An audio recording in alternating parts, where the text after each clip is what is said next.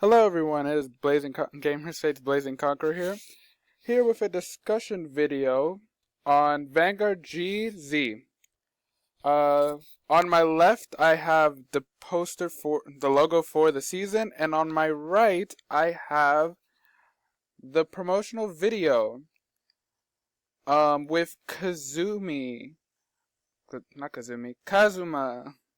Chrono, Ibuki, and Aichi with a mysterious figured unit in the background. The summary for the season is six groups of units from Cray called the Epilogues have invaded Earth, armed with the powers of the Zeroth. Dragons. The Apocalypse aim to revive the dragon deity of destruction, Ghidorah, who attempted to destroy Cray in the past. The final battle between vanguards and the dragon deities of destruction, begin. So from what I've seen of this season is that right after the under 20, it doesn't say how long the time skip is. Another battle begins with the defending of Earth. Unlike Stridegate and what was the name of the sixth season? Whichever it was. Well, whatever it was.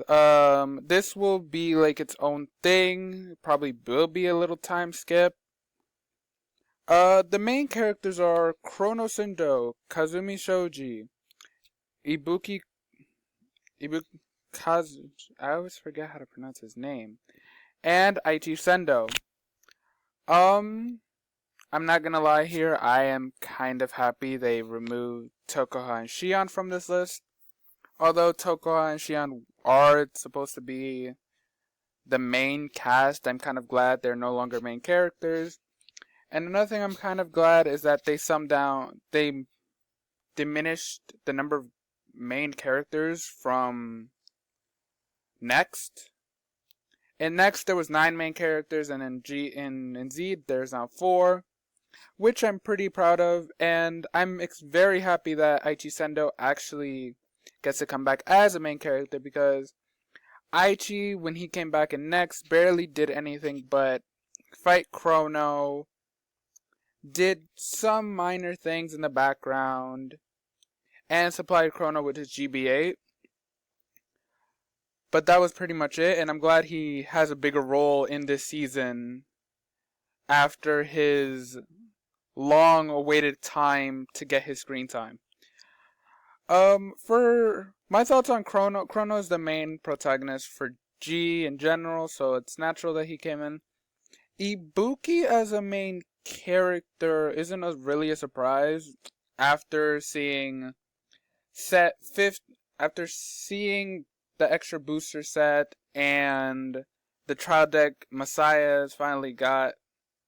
It's a good thing that he's becoming a main character, because Messiah's definitely needed support for a while now. And it ties into one of the antagonists. For Kazuma, I blame Luard. It's all Luard's fault. He's a main character, but I understand why. Luard had become really popular. I'm not saying Kazuma didn't deserve to be a main character, because after only appearing on one season, but I feel like Luard just kind of had a big influence on it. For the antagonist, and on my right I pull up the antagonist for the season so far. We have Noah. Noah is definitely a person that I suspected to come back. After all, Noah didn't really do much either. Noah had one off-screen game in the season and then pretty much vanished after the first stage. His teammates went on a hunt for him, still did nothing.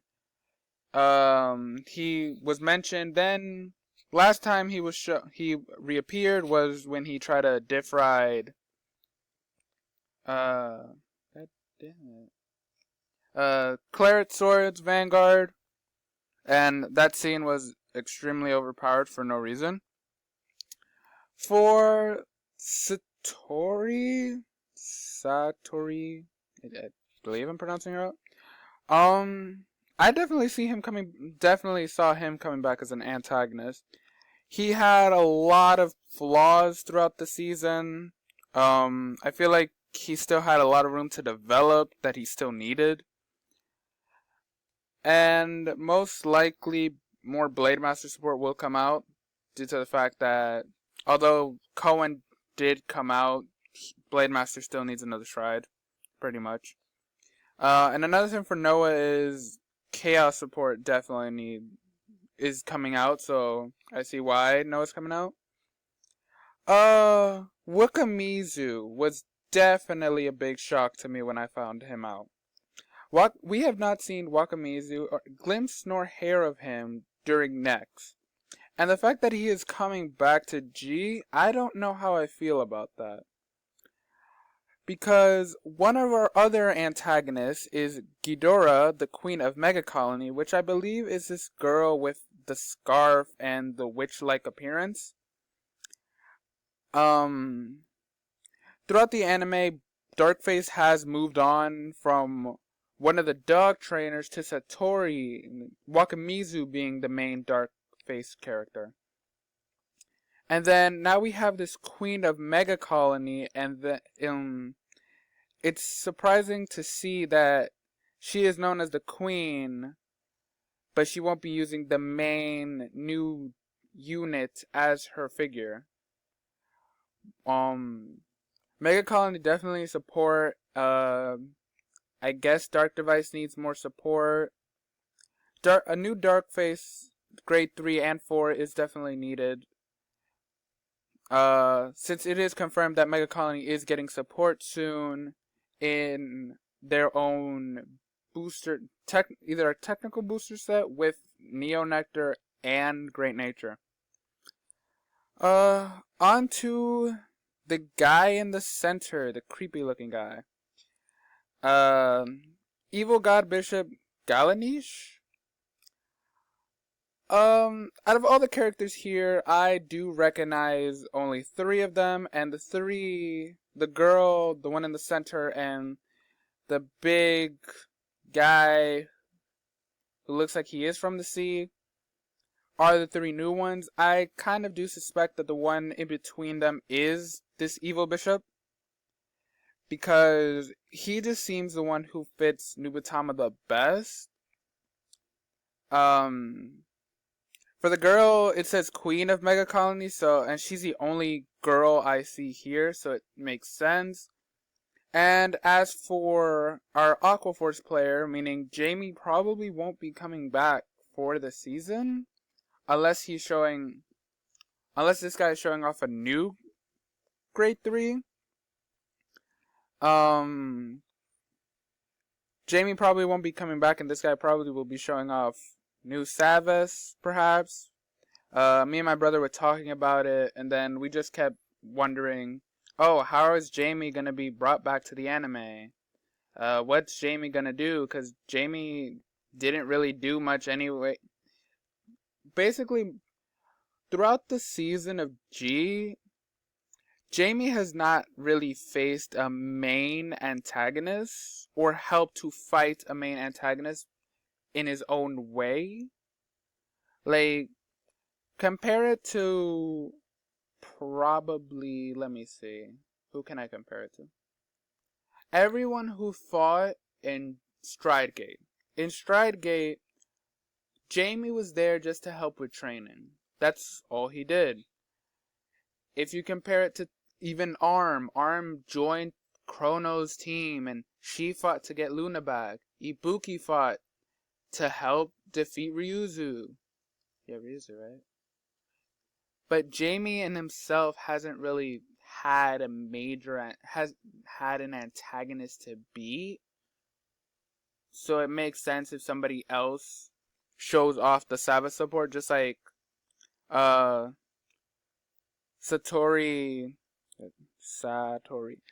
showed off Blade Master support and came back as an antagonist.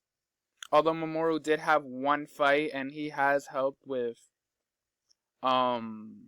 against an antagonist at some point during Shridegate when he fought Inish, I feel like this was a bit better to introduce more characters that way. This episode is aired to come out October 8th, right? It's October 8th. October 8th, as there are 2 episodes left in season 8. As for the Zeroth dragons, these are known to be ultimate strides that can be used, that represent one nation and can be used in all clans, and they are revealing them to be Z rarities. That is a big complaint to me. First off, SPs were hard to get, since always, depending on what SP it was. Generation rares were a bit easier, I would say, as sets came out, but they were still annoying to get.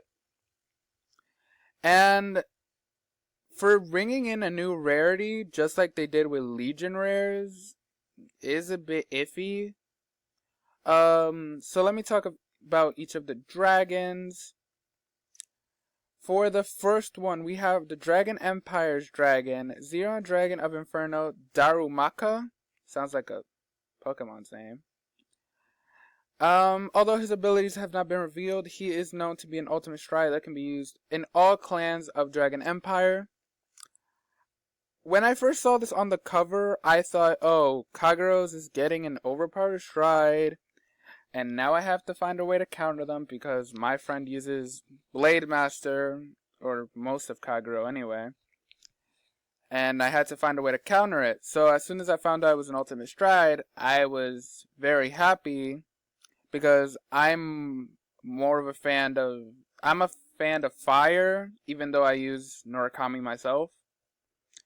And for the Megalonic one, Zor's Dragon of Distancy, Megladyo. I'm sorry for my pronunciation. I'm not the best with words.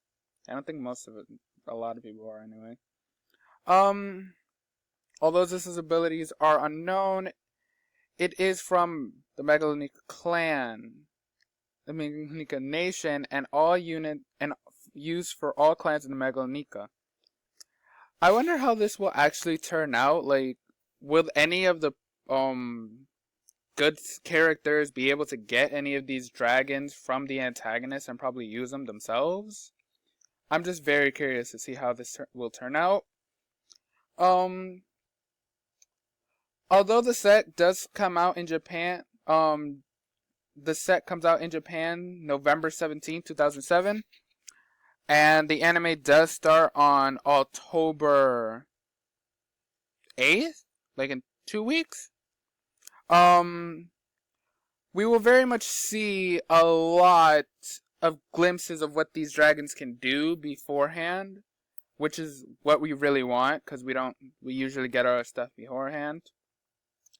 But yeah, that's a good sign. I honestly can't wait for the season. And I am prepared to find out who these new villains are. Like, I'm also planning on doing a top 10 characters from Next. Thank you all for watching. I hope you are excited for this season of Vanguard GZ as much as I am. And thank you. And that's all I have to say. See you around, Zoo.